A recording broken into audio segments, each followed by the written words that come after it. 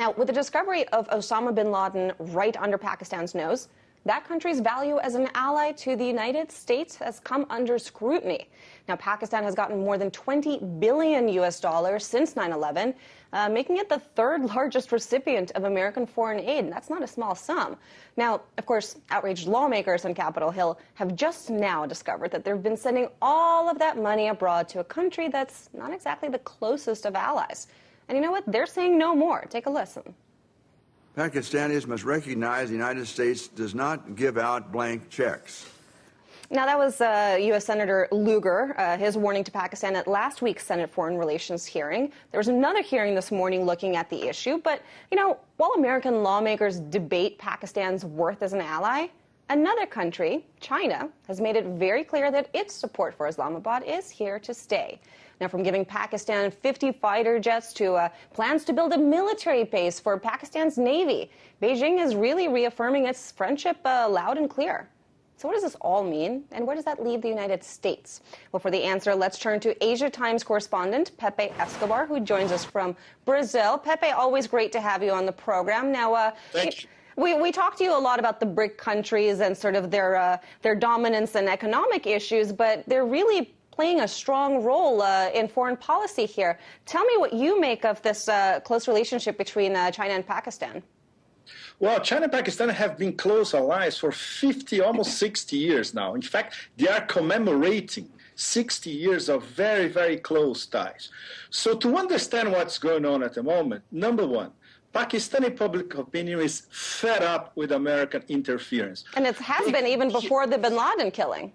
Exactly. They could be urbanites in Lahore. They could be Pashtuns in the tribal areas. They could be businessmen in Karachi, you name it. So the revulsion about the way the country seems to be governed in Washington and not in Islamabad is spread out everywhere.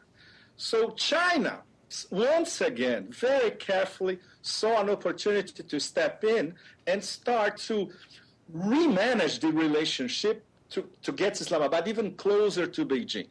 Number one, next month in Kazakhstan, there's going to be a meeting of the Shanghai Cooperation Organization.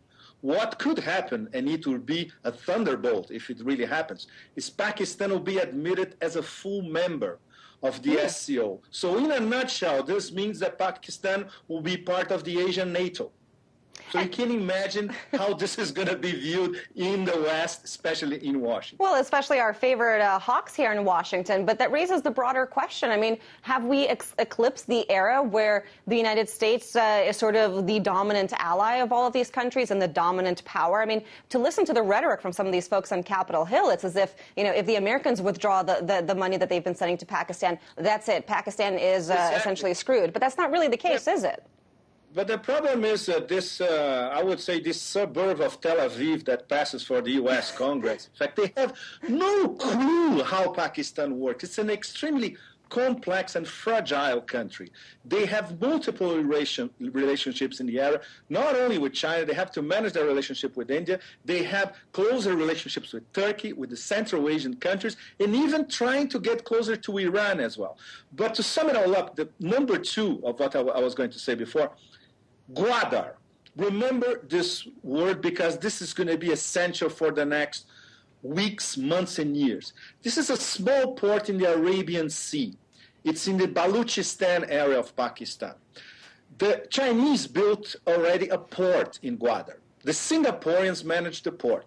Sooner or later, the lease is going to expire, and the Pakistanis want the Chinese not only to manage the port, but to build, as you said, a naval base at Gwadar. What does that mean? Not only that you're going to have Chinese ships in a Chinese-Pakistani joint military base in the Arabian Sea, but this absolutely crucial node, Gwadar, would be a crucial node in the pipeline wars, what I usually call Pipelineistan, because it's part of the pipeline that will come from Iran to Pakistan, the IP pipeline. They're going to build it.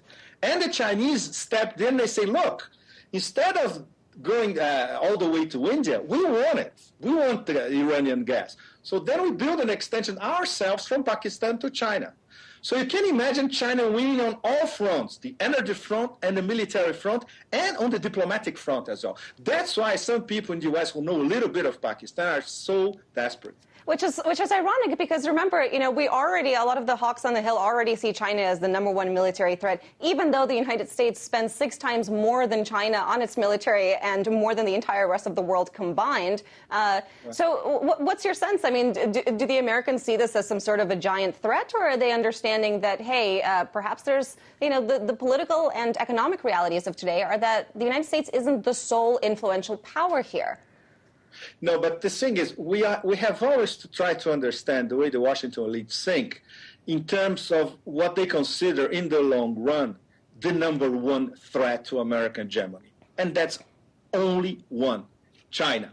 That's why when the IMF, remember that report of the IMF last month before the Dominique Strauss-Kahn scandal, that maybe by 2016, China is going to be the #1 economic power in the world. The Chinese are already counting on it. The Americans don't even know how to deal with this possibility. So they're trying to think, okay, what are we going to do within the next few years to try to slow the Chinese down? You can't. They are America's largest creditors. They are already on the way to become the #1 economic power in the world. Within the BRIC countries, they more or less control the foreign policy agenda. They're going to be even more influential inside the IMF. I mean, before talking to you, I was reading the Chinese press, and they say, no, the next leader of the IMF has to be a Chinese. Mm-hmm. So it took them 1 week to analyze the field. They said, no, this is wrong. Christine Lagarde, another European, no way. It has to be one of us. So, and in the long term, the way Washington thinks about it, it's still the Pentagon's full spectrum dominance doctrine.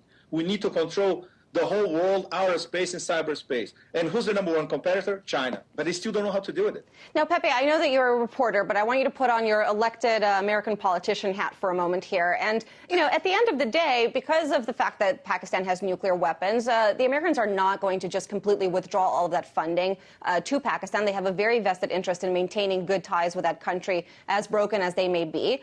So what would you do? I mean, would you continue to send aid at current levels? Would you try to make, more financial deals? How would you rejig the relationship so that it is less broken, essentially?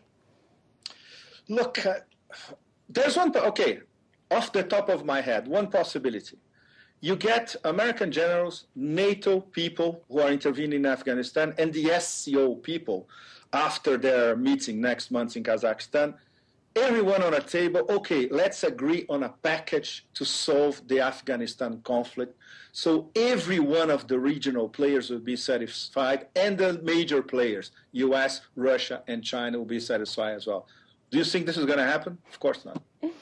Well, Senator Escobar, we all know that politicians make only because of this guy over here that I bought in Russia, by the way. Oh, beautiful. Is that a Coca-Cola can? Well, that was Osama bin Laden's favorite drink. So. Exactly. So this thing was already dead before he was dead. So, the American rationale, now that Osama bin Laden is gone, we have to solve our problem with the Pakistanis. No, the problem was already there for the last 10 years.